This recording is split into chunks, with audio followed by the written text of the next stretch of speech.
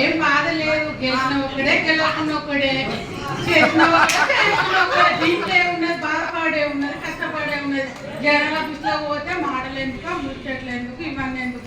Separate ఎవరు ఇంటాలు ఉండి 10 రూపాయలు సంపాదించాలి. కౌన్సిలర్ ఉండి లాభే లేదు. నేను చెప్పేవారికి అయితే ఇదైతే మాట.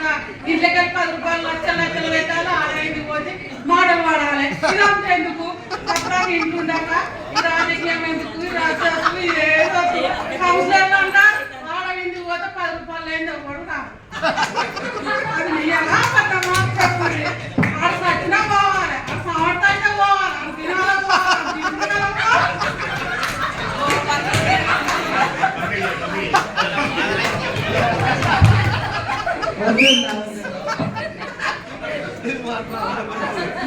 లక్షలు లేదు మనకు గెలవం.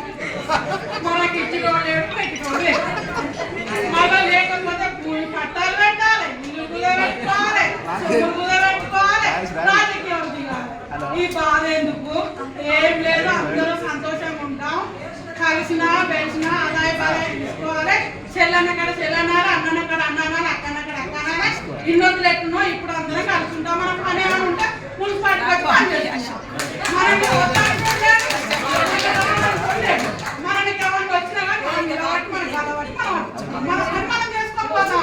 ఇదంతా బాధైంది, ఇదంతా గొడవ ఎందుకు? సంస్థలో ఉంటే మాకు వాడతాను, బయటికి పోతే ఇల్లు ఉంటుంది.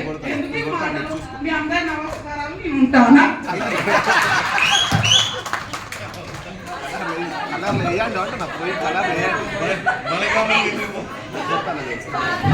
మున్సిపల్ కౌన్సిల్ ఏర్పడి